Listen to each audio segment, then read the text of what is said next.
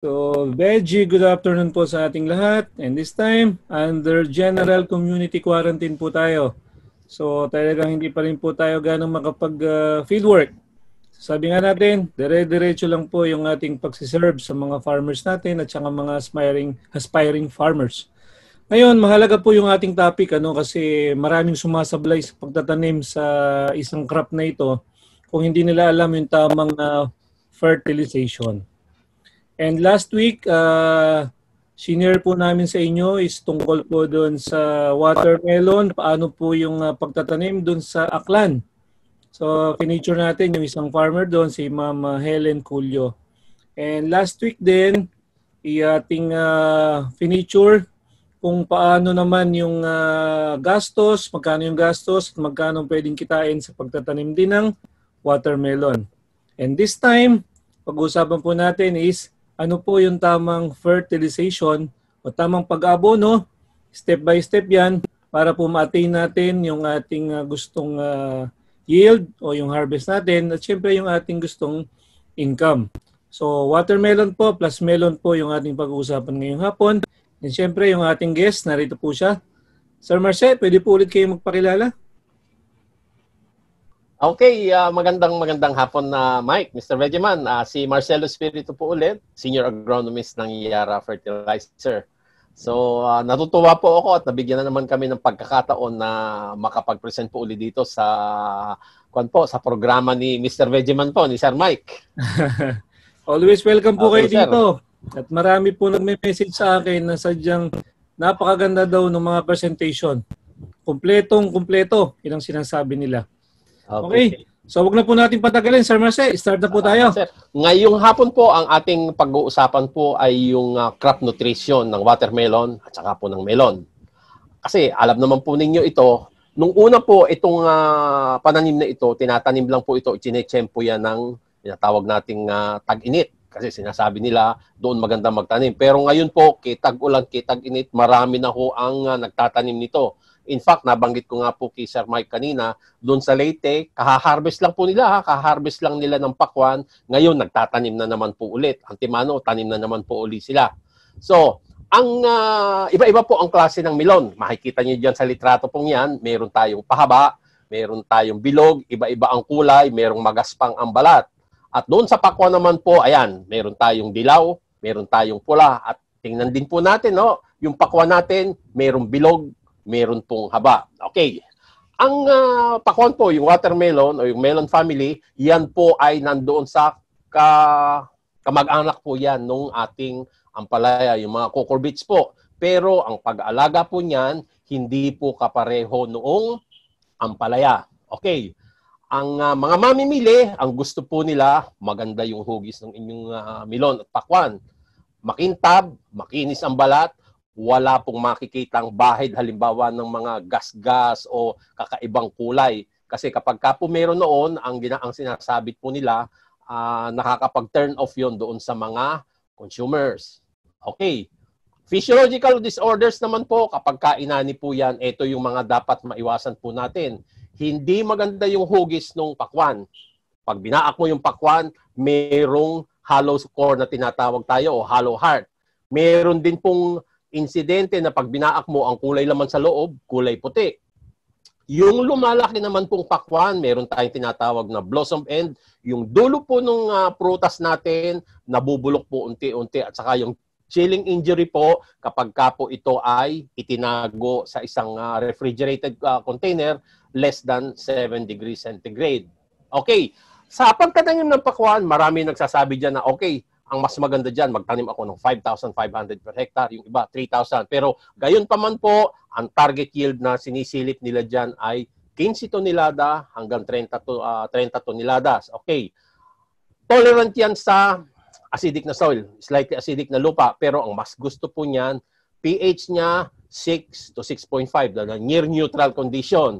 Kailangan lang po, kung magtatanim tayo ng pakwan, kailangan well-drained yung lupa natin kasi very susceptible po yan doon sa tinatawag nating root disease kapag ka po palaging basa, hindi naiigahan ng ayos ang lupa natin. Ang approximate harvesting period po niyan, 70 to 90 days or yung tinatawag nating maturity somewhere around 80 to 100 days. Depende po yan sa variety. At ang isa pa rin pong binabanggit dyan, dapat po yung lupa ninyo hindi po sobrang lagkit. Yung tinatawag nating heavy soil kasi yan po kapag kaganyan po yung inyong lupa, very prone po yung prutas ninyo doon sa tinatawag nating fruit cracking. Okay. Doon din po sa paglalagay ng organic soils or organic fertilizer, maganda po maglagay noon. Kaya lang, iwasan po natin ng madami yun kasi magkakaroon kayo ng copper deficiency kapag ka po sobrang organic fertilizer ang inyong inilagay. Okay, ngayon, sa mga mag-uumpisa, okay, sabi ko na maganda yung organic fertilizer.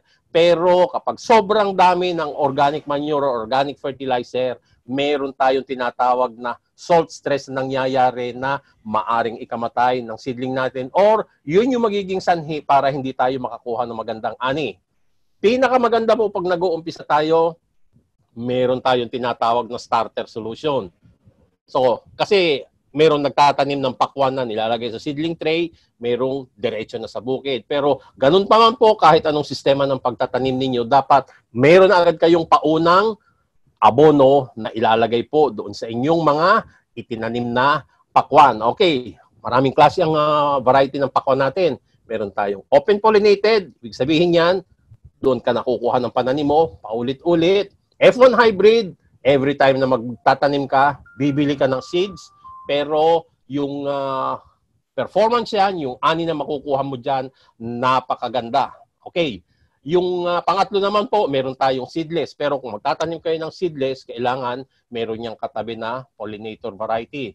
Ang bulaklak po ng pakwan natin, yan ay viable lang, buhay lang po pagka isang araw. So, pagkatapos niyan, wala na, hindi na magkuhan yun, hindi na magbubuo yun. Kaya kailangan, pag bumulaklak yan, kailangan po mag-fertilize dire-diretso para po makakuha tayo ng magandang bunga. Kung meron tayo nagiging problema po dyan sa tinatawag nating fruit setting problem, gawin po natin, magandang gumamit po ng Yara Liva Nitrabor kasi ito po yung tutulong sa inyo para maalis po yung problema ninyo doon sa flowering. Okay. Napagtanungan ko po, nag-research po ako, ito po yung mga popular varieties na gusto ng mga farmer na itanim. Meron tayong Sweet 18, Sweet 16, Sugar Baby Max, at saka ng Sugar Ball. Pero yung sinasabi nila, ang marami akong natanong, ang mas gusto daw nila itong Sweet 16 at saka yung Sugar Baby Max. Depende sa mga preferences nila, pero sabi nila, mas gusto nila kasi mas gusto daw ng consumer yung dalawang yun, Sweet 16 at saka sa Sugar Baby Max. Pero palagay ko, for every area, iba yung mga magiging preference ng mga farmers pero consumers, pero gayon pa man kahit ano yung itatanim nyo dito, garantisado po maganda itong mga variety na to, makapagbibigay po sa inyong mga magsasaka ng magandang level ng ani. Gayon din po doon sa pagtatanim po ng melon. Ito po, 3 klase po yung inyong pamimilian, magagandang klase po yan. So kayo na po ang bahalang pumili dyan. Meron kayong dulce, meron kayong melody, at meron po kayong Sweet Harmony. Yan po, tandaan po natin, yung 3 yan. Kung melon, yung nakaraan po, 4, doon po sa pakwan. Okay, ang pag-harvest po ng melon, kalimitan po dyan, kung meron kayong instrumento na ito po yung magandang gamitin. Kasi ang pakwan po, inaani po natin yan kapag ka po yung tinatawag nating sugar content at saka yung total soluble solid ay mataas na. Yan makikita mo dito sa instrumento na nasa harapan po ninyo, yung refractometer. Pero kung wala po kayo niyan, meron naman pong mga sistemang ginagawa, lalo yung mga experienced farmers, ito po yung ginagawa nila. Okay, sinasabi nila kapag kayong bunga, yung nasa ilalim na kulay ay hindi na puti, yan, sasabihin nila hinog na yan. Minsan, yung iba, yung magagaling, tinatapik lang nila kapag sabi nila na medyo malagong yung tunog, yung parang hollow yung loob, yun na rin daw po ang kanyan. At tapos, ito pa rin, bago ko lang din nalaman ito, yung tangkay ng ating pakwan, meron yung tinatawag na tendrils. Ito yun, yung bahaging natutuyo. Pag natuyo na yan, indikasyon yan na ang pakwan mo ay hinog na. Okay. Generally, kapag tinuos mo naman, alam mo kung kailan lumabas yung bulaklak. 45 days after bloom, ayan, sinasabi nila, okay na yan para anihin. Okay. Sa storage naman, ang nire-recommend dyan is only 10 to 12 degrees Celsius ng relative humidity 80 to 90 kasi kapag inilagay mo yan below 10 degrees centigrade, yan ang magiging dahilan. Makikita mo yung inyong produkto ninyo, pumapangit yung kulay, tikman mo, iba na yung lasa. Kapag inilabas mo, mas mabilis po. Inilabas mo sa storage, mabilis na po siyang mabulok. Okay.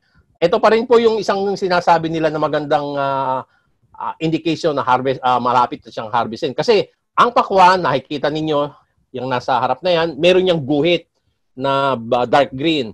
Kapag ka daw po yung malalayo na yung agwat ng guhit na yon, ibig sabihin po niyan, matured na, pwede na pong anihin yan.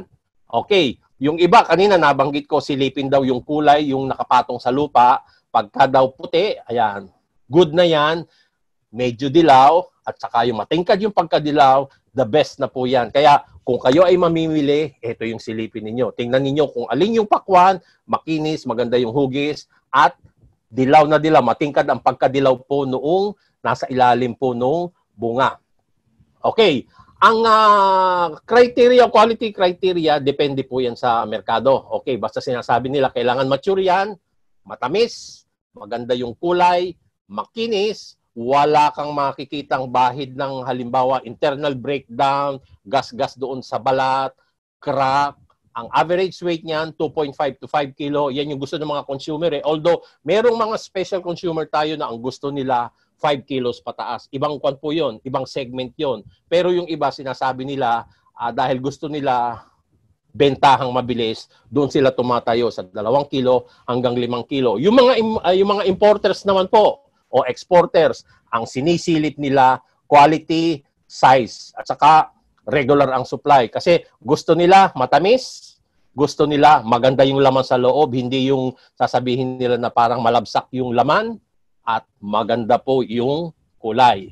Okay, ang pag-aani ng pakwan, kailangan tamang-tama yung sugar content niyan, yung tamis na yon. Okay, kaya dapat huwag mong aanihin yan ng maaga, huwag mo namang aanihin ng huli. Kasi kapag pinutol mo na yung pakwan mo, hindi na yan magpuproduce ng sugar. So, ang mangyayari doon, kung ano yun na yung quality ng sugar na nandoon nung inani mo, hindi mo na yun madadagdagan. Kaya dapat, critical yan, kung aanihin mo, doon dapat tama na yung katamisan ng pakwan mo para magiging attractive yan doon sa consumer mo. Kung bibili sila, matutuwa, babalikan ka niya mga bumili ng iyong harvest na pakwan. Okay.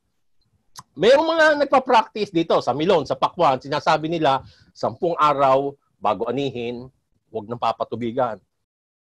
Yan. Ginawa ng trial yan. Ginawa namin trial yan. Tinignan namin yung sugar content, 7.5. Laking ganda pala nung pagka yung pakwan or milon mo, huwag mong titigilan yung patubig. Sige lang, kahit na aanihin na, malapit ng anihin, yan, ganito yung kondisyon ng dahon niyan kasi dinidiretso mo yung dilig eh. Ang bricks content niyan, 9.8. Grabe, ang tamis niyan, talagang masisiyahan. Kasi ang sinasabi natin, kapag mababa yung bricks, ang karakteristik niyan, maasim. Pag maasim, ay habang kinakain niya ng consumer, masisisi ka niyan, pupulaan ka niyan. Kung binibigay mo yan doon sa supermarket, mababa ang magiging presyo niyan. At saka, kung halimbawa, may brand kang kine-carry, tapos nasubukan nila, mababa yung bricks content mo, hindi na yan bibili niyang pakwan o milon. At saka, pag mababa yung bricks mo, madaling masira yan. Mababa yung shelf life capacity niyan. Pero kung high bricks ka, yan, super ganda nung kwan mo. Maganda yung itsura niyan, maganda yung kulay, maganda yung magiging experience nung bibili nun dahil matamis yan, crisp, malutong, tapos maganda yung kulay. Asahan mo na kapag nakita yung brand nung iyong ibinebenta, lalo na doon sa nakikerry ng brand, nung nilalagyan ng sticker yung kanilang mga na-produce na pakwan at saka melon, yun ang hahanapin po nila. Okay, so ngayon, puntahan na natin ang tamang nutrisyon ng melon. Okay, ang pakwan at melon, kailangan yan nitrogen. Pero ang isang titingnan mo dyan, anong nitrogen ang ilalagay mo? Kung halimbawa doon ka lang aasa sa ammonium nitrogen, medyo hindi magiging ganda yung result noon. Kasi kapag ammonium nitrogen ang ginamit mo, hindi yan nagtatangay ng mga ibang sustansya para magamit ng halaman. Kasi siya lang mag-isa. Pero kung halimbawa, nitrate, negatively charged, magtatangay yan ng ibang sustansya na positively charged, hindi lang nitrogen yung makakain, meron pang mga sustansya. So ano yung mga sustansyang yun na pwedeng tangayin ng nitrate? So meron kang phosphorus, potassium, calcium, magnesium. Yang apat pong yan ay kailangan natin sa pananim. So ngayon, anong halo ng ammonium at saka nitrate ang gagawin natin? Kasi meron dito, makikita mo dito, isang ammonium, isang nitrate, tatlong ammonium, hindi maganda. Yung 50-50, hindi rin maganda. Ang pinakamaganda, tatlong nitrate, isang ammonium. Okay, ano yung benepisyong makukuha ko dyan? Okay, ito po. Kung titingnan natin yung ane, mas mabigat yung may nitrate, mas mataas na nitrate, at saka ammonium, yung 3:1. Kung titingnan mo yung dami ng dahon kumpara doon sa tangkay, mas marami yung dahon nung magandang supply ng nitrate kumpara doon sa 1:1. Ang dahon, yan yung primerang tumutulong para maging maganda yung bunga mo. Kasi yung kukuhang liwanag sa araw, magpo-photosynthesize yan, yun yung tutulong para mabigyan ng magandang quality yung iyong mapuproduce na pakwan. Okay, tandaan po natin, ito paulit-ulit ko pong sinasabi. Kapag kayo'y nag-aabono, ito po yung babantayan ninyo. Yung level ng ammonium, level ng potassium, magnesium, calcium. Ito pong apat na to positively charged. So, ang ibig sabihin po niyan, kung merong isa dyan na sobra ang ilalagay nyo. Sige, halimbawa, lagyan natin ng sobrang ammonium. Yung tawag dito, yung chances nito na makain or magamit ng halaman, magiging mababa. Kasi yung pinakamarami, yan po yung kukuhanin ng halaman. Halimbawa rin, calcium ang pinakamarami. Tagilid din po yung absorption ng ammonium, potassium at magnesium. Kaya nga po, yun ang sinasabi natin, kailangan bantayan mo yung apat na yan.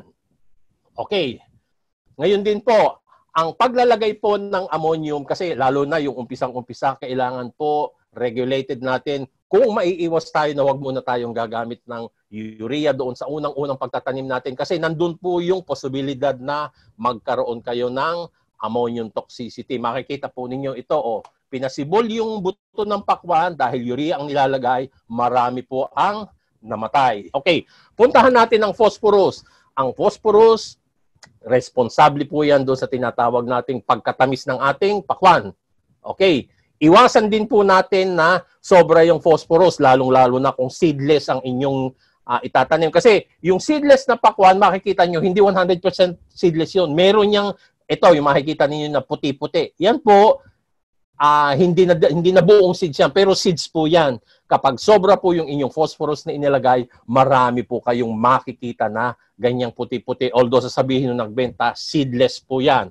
At ganito rin po, kasama ng calcium, yung phosphorus po, yan yung tutulong para hindi po magkaroon kayo ng hollow heart o yung guang sa loob ng pakwan kapag binaak po ninyo.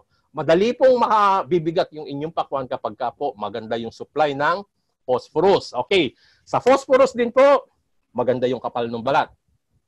Yan yung tutulong sa inyo para hindi agad magasgas yung prutas ninyo.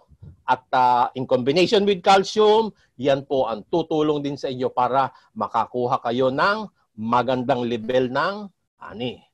Okay, sa physiological naman disorder po, kung kulang kayo ng calcium, ito yung makikita po ninyo, hindi maganda yung hugis ng inyong prutas. Ayan, meron po kayong puwang sa loob.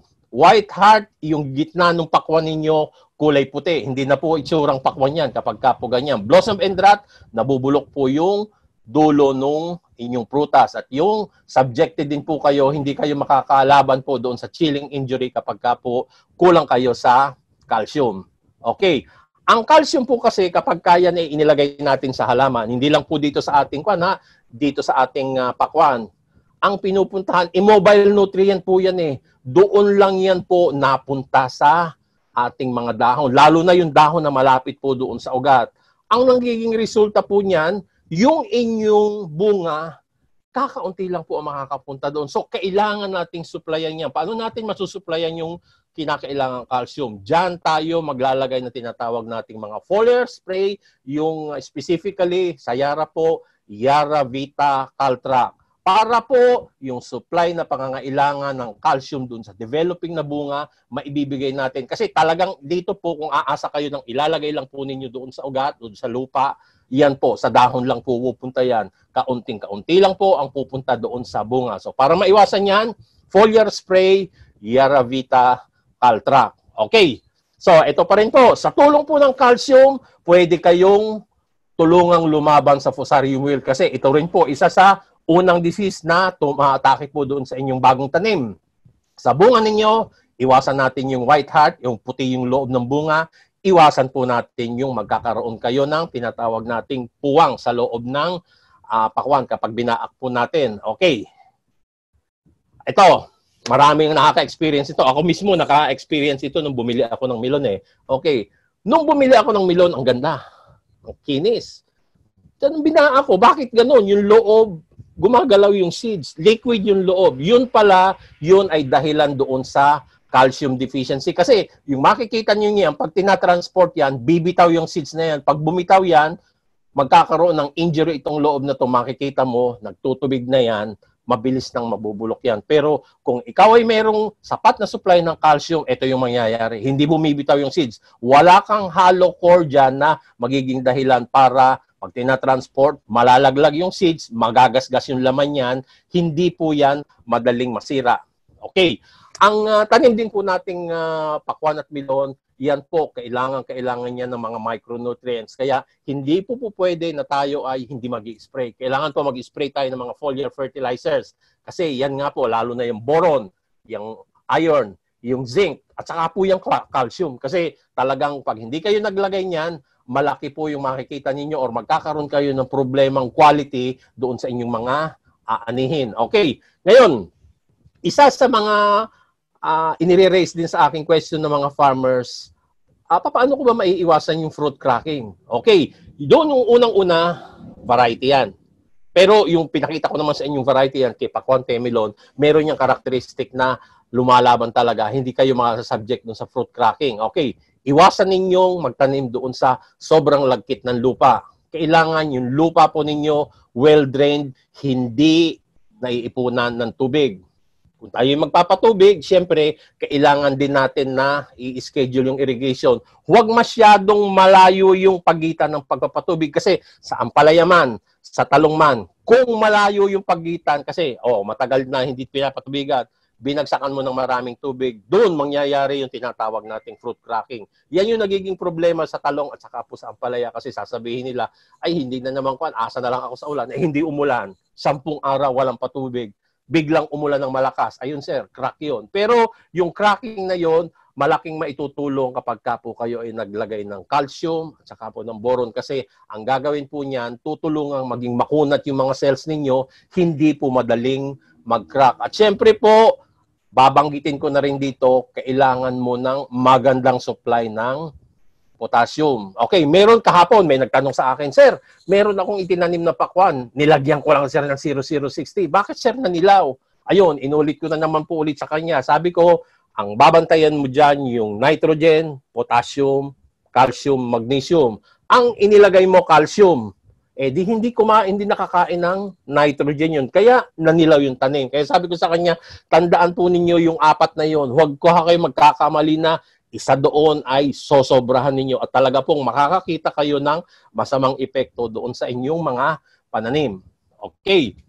So, ito po yung aming crop program namin na ibibigay po sa inyo. Okay. So, sa basal application, ayan, meron na tayong Unique 16. Ito na rin po yung dami na nilalagay natin, no? Pero wala kaming muriate of potash, yung potassium chloride. Kaya inire-recommenda ko po, kung anong kumpanya man yan, kailangan maglagay po kayo doon. Ito po yung rate na gagamitin po ninyo. Per hectare po yan. Pagkatanim, gusto natin, or pagka-transplant, gusto natin, kumapal agad yung ugat. Okay, sa pag-spray po ng Yara Vita Crop Boost, yan yung tutulong sa atin para kumapal yung ugat.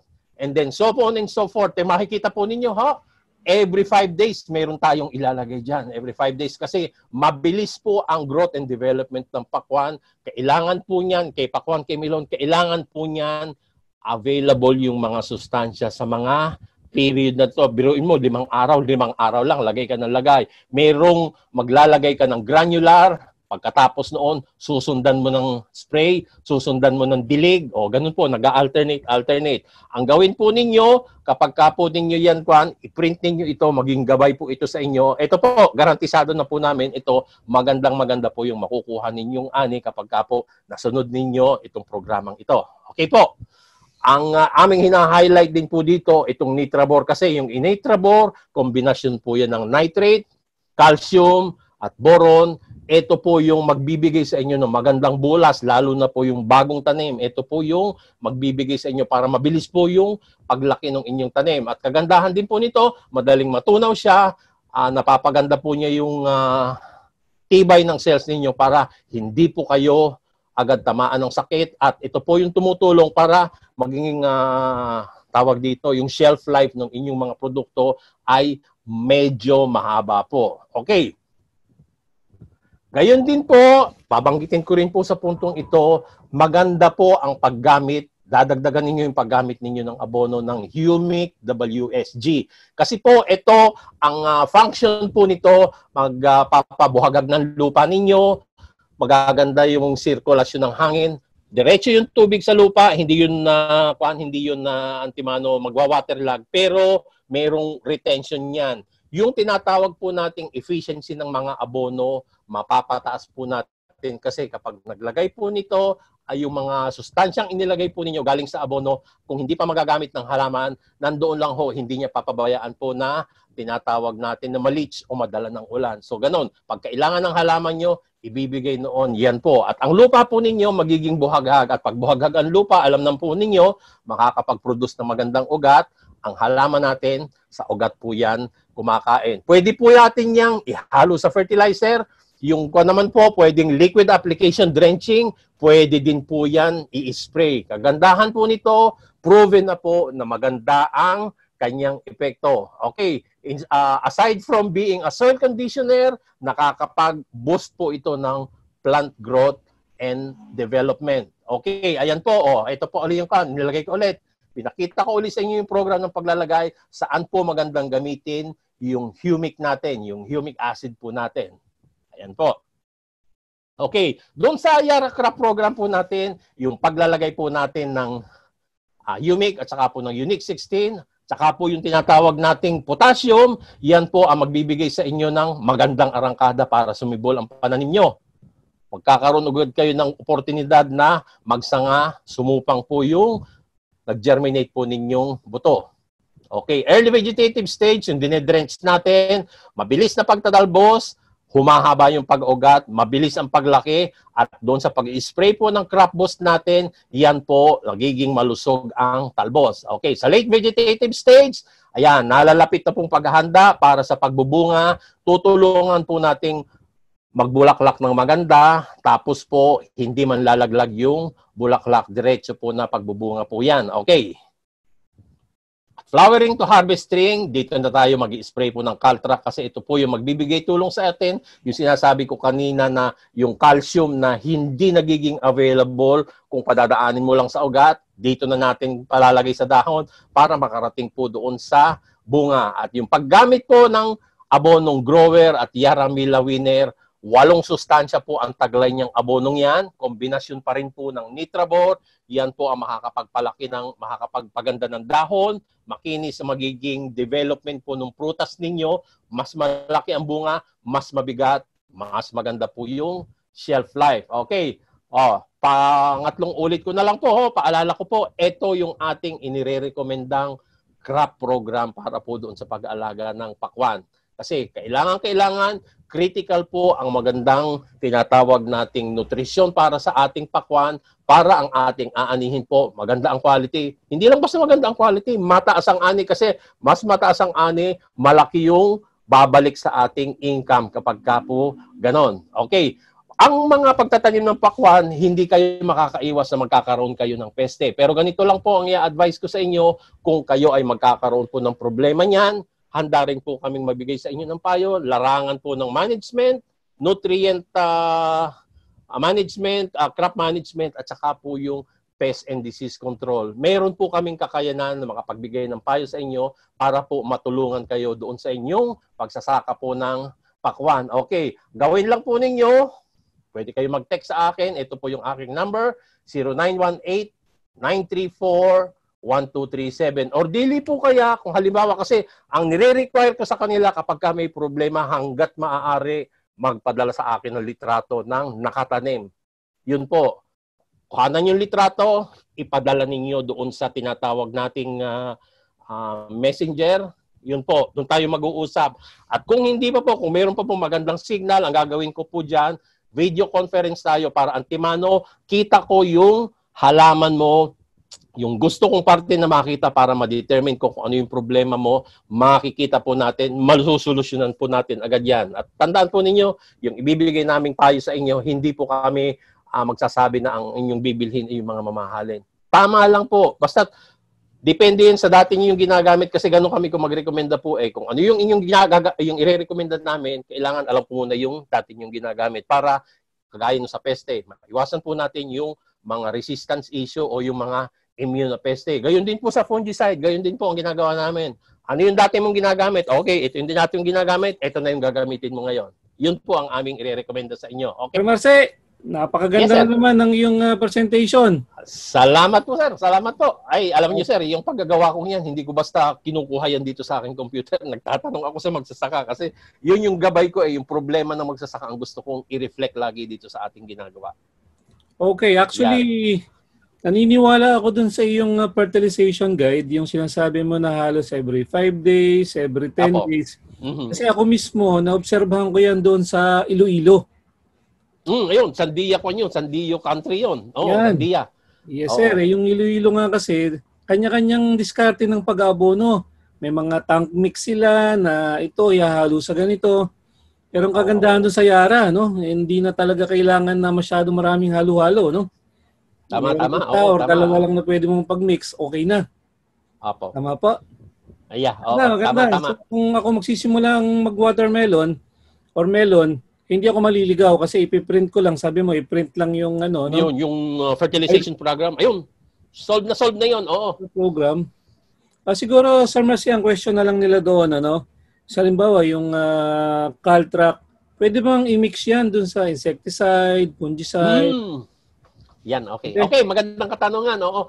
Yung tinatawag nating mga Yaravitas namin, yung mga foliar, pwede mo yung i-mix sa insecticide. Doon lang kami nag-iingat sa fungicide kasi alam naman ninyo kapag copper-based fungicide, hindi natin pinahahaluan yan kasi nandoon yung posibilidad na makasunog yan ng dahon. So para maiwasan yon, ang ginagawa na po natin yan, hiwalay na lang natin yung copper-based fungicide.